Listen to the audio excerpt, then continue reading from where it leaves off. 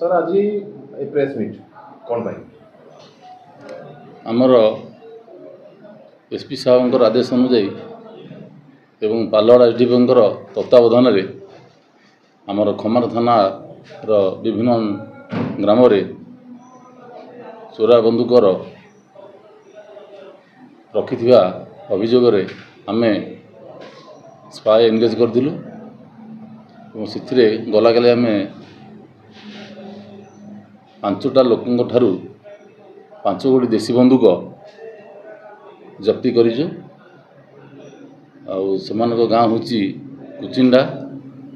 कुरुमूला रंजा और रोहिरा से आज गिरफ करा जाइछि। आज कोर्ट फरवर्ड करा जिवो। सर ये जो बंदूक आप 5टी धरी आगुरी सर इनफर्मेशन किसी थिला केमिति सर आप जानिले और केमिति कोन से अरेस्ट कले आम पाखे खबर रहिला जे जो गाँ बोली कहली कुरुमूला कुचिंडा रोहिरा रंजा गाँव रे देसी बंदूक विभिन्न लोकों पाखरे अच्छी तेणु आम कथार सत्यता पर लोक आम सेटिंग कलु। खबर मिलवा पर गला काली घर माने रेड कलु कलापर धरिलु बंदूक सह से धरिलु धरिकी आज अरेस्ट कर कोर्ट मध्य फरवर्ड करा। सर प्राथमिक तदंत आपनकर कौन कहूँ बंदूक गुड़ा से कौन व्यवहार करते से बंदूक रखी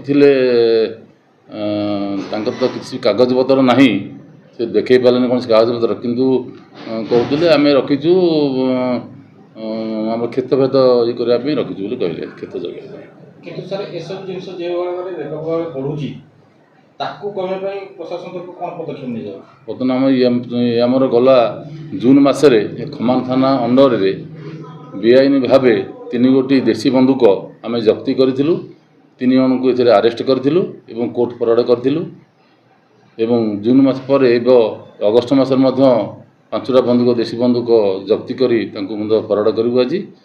आमर लोक भी सेटिंग करूँ खमान अंचल जदि पुणी